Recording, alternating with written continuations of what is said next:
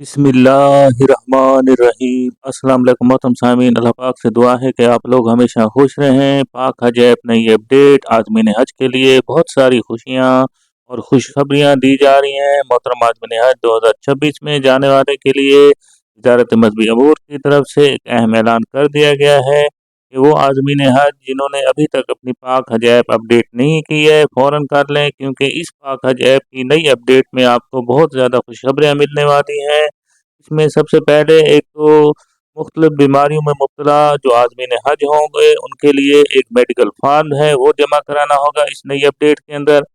और दूसरी अहम जो बातें हैं, आगे आने वाले जो मराहल होंगे, जिस तरह फ्लाइट टूर है आपका और आपकी अकोमोडेशन यानी रिहाइश मक्का मुकरमा और मदीना मुनव्वरा में, उसके बारे में भी मुकम्मल इंफॉर्मेशन दी जाएगी।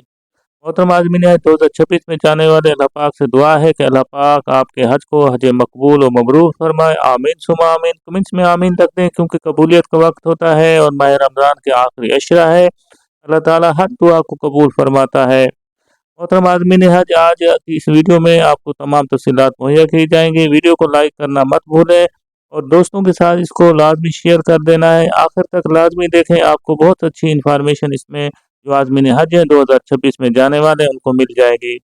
मोहतरम आज़मीन हज, सबसे पहले जो चीज़ पाक हज ऐप है कि आपने उसको अपडेट करना है और इस अपडेट में आपको जो नई चीज़ मिलेगी उसकी अगर किसी ने अभी तक अपडेट नहीं की है तो फ़ौरन आपने अपडेट कर लेना है। इसमें ख़ास तौर पर आपको हेल्थ के हवाले से अहम हिदायत शामिल की गई हैं, क्योंकि इसके बारे में पहले भी आपको हेल्थ की जो तिबी सूरत हाल के हवाले से जो आज़मीन हज होंगे उनके बारे में बताया गया था कि ऐसी बीमारी में मुब्तला अफराद को हज से रोक दिया जाएगा।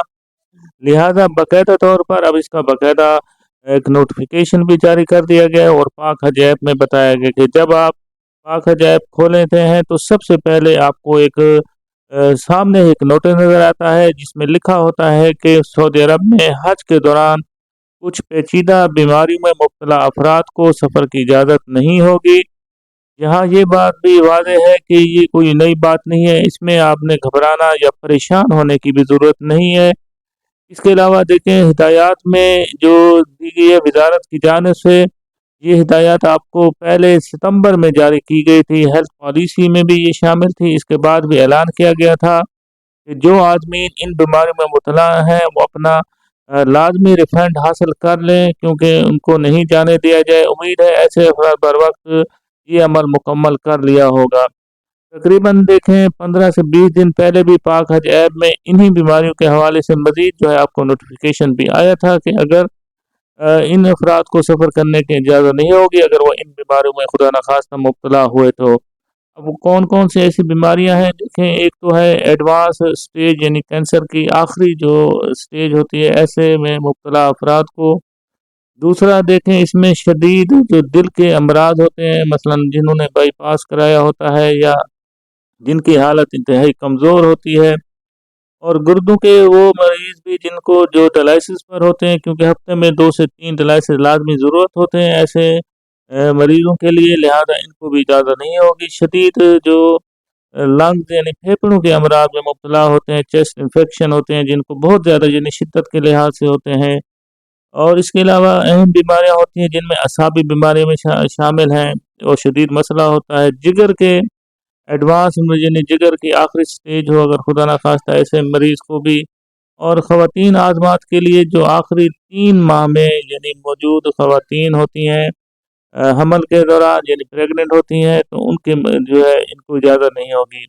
लिहाजा ये बीमारियां हैं जिनमें मुब्तला अफराद को वाज़ेह तौर पर एक तंबीह जारी किया गया था पहले भी, अब मज़ीद जो है उसको अपडेट किया गया कि अगर कोई शख्स, अब देखें बाज़ औक़ात ये भी होता है कि हम गलत या जाली मेडिकल जो सर्टिफिकेट आम रूटीन के अंदर तो ज़िंदगी में बना लेते हैं, लेकिन ये मुक़द्दस सफ़र पर हम जा रहे हैं, लिहाजा यहाँ पर तो बेईमानी की गुंजाइश ही नहीं होती। लेकिन खुदा न खास्ता किसी के दिल में बहुत ज़्यादा मोहब्बत होती है और जो जाना भी चाहता है तो इसके लिए वो कहता है कि चलो गलत या मेडिकल सर्टिफिकेट बना ले तो सऊदी अरब भी पहुंच जाएगा, लेकिन वहाँ किसी भी किस्म की कानूनी कार्रवाई, डिपोर्ट या इलाज के अखराजात की जिम्मेदारी खुद उस पर लागू होगी अगर उसने जेली सर्टिफिकेट बनाकर चला भी गया था।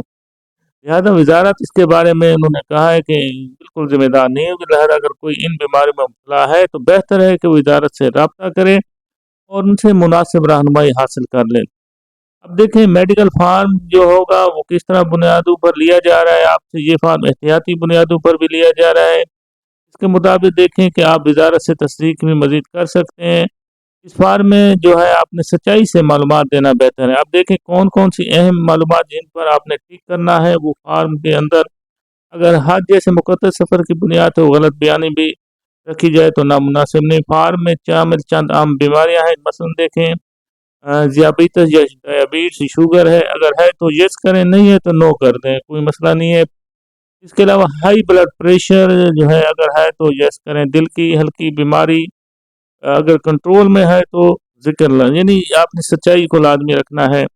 دمہ ہے، استما ہے، اگر انہیلر استعمال کرتے ہیں تو یس کے ساتھ وضاحت لازمی لکھتے ہیں۔ جوڑوں کا درد ہے، اگر مسئلہ ہے تو ذکر لازمی کرنا ہے۔ تھائرائیڈ یعنی عام طور پر سنگین مسئلہ نہیں ہوتا، پھر بھی اگر وہاں پر آپشن میں ہے تو آپ نے، اگر خدا نخواستہ آپ اس بیماری میں ہے تو لازمی آپ نے یس لکھنا ہے۔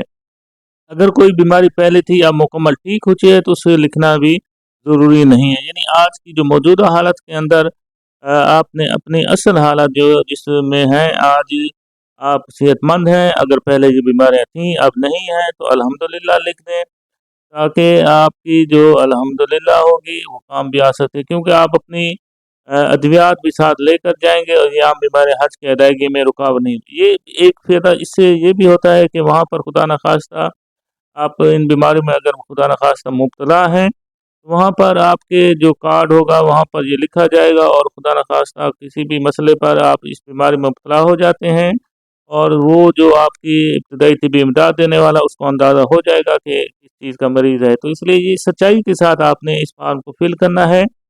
اب دیکھیں جو بڑی خوشخبریاں ہیں اس پاک حج ایپ کی نئی اپڈیٹ کے اندر وہ کون سی شامل کی گئی ہے، کیونکہ حاجیوں کو پہلے تو ویزے کے لحاظ سے بڑی پریشانی تھی، الحمدللہ اب تقریباً تمام عازمین حج کے ویزے آ چکے ہیں، اور جن کے ابھی نہیں آئے تو وہ انشاءاللہ عید تک انتظار کر لیں، یا عید کے ایک دو دن بعد یا پاک وزارت مذہبی امور سے رابطہ قائم کر کے اپنے ویزے کے بارے میں نئی اپڈیٹ حاصل کر سکتے ہیں۔ تو جن عازمین حج کے ویزے آ چکے ہیں ان میں دیکھیں اب فلائی شیڈول کا حوالے سے جلد ہی یہ نوٹیفیکیشن آپ کو پاک حج ایپ میں اپڈیٹ ہو جائے گا، یعنی اس پاک حج ایپ میں فلائی شیڈول مکمل آپ کی تاریخ یعنی 18 اپریل 2026 میں انشاءاللہ، کیونکہ ابھی بہت ٹائم پڑا ہے، ایک مہینہ پڑا ہے، زیادہ گھبرانے کی ضرورت نہیں ہے۔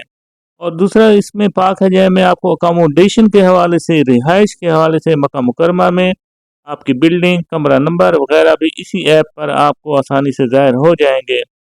اس کے علاوہ دیکھیں ویزا پرنٹ میں لنک میں بھی موجود ہے، مگر ویزا چیک کرنے کا طریقہ وہی رہے گا جو پہلے آپ کو بتایا گیا تھا۔ اگر کسی عازم حج کو اپنا ویزا چیک کرنے کا طریقہ نہیں آیا تو وہ اس چینل حج نیوز 1 پر دیکھ سکتے ہیں، مکمل تفصیل کے ساتھ حج آپ کو یہ شارٹ بھی مل جائے گی، لانگ ویڈیو بھی مل جائے گی۔ محترم عازمین حج 2026 میں جانے والے انشاءاللہ تعالی آپ لوگ اپنا مذہبی فریضہ سر انجام دیں گے۔ وزارت مذہبی امور کی طرف سے یہ نئی اپڈیٹ آپ کو جاری کر دی گئی ہے، لہٰذا آپ نے پہلی فرصت کے اندر پاک حج ایپ کو اپڈیٹ کریں۔ آپ پلے اسٹور پر جائیں گے، وہاں پر آپ کو اپڈیٹ لکھا ہوا نظر آئے گا، فوراً اپڈیٹ کر لیں تو آپ کو یہ نئی چیزیں مل جائیں گی۔ ویڈیو پسند آئی ہو تو ویڈیو کو لازمی لائک کر دیا کریں، اس سے ہماری حوصلہ افزائی بھی ہوتی ہے۔ کمنٹس میں آمین بھی لکھ دیں کہ اللہ پاک اس بات جو بھی حج عمرہ پر جائے اللہ تعالیٰ اس کے حج کو مقبول و مبرور فرمائے، آمین ثم آمین۔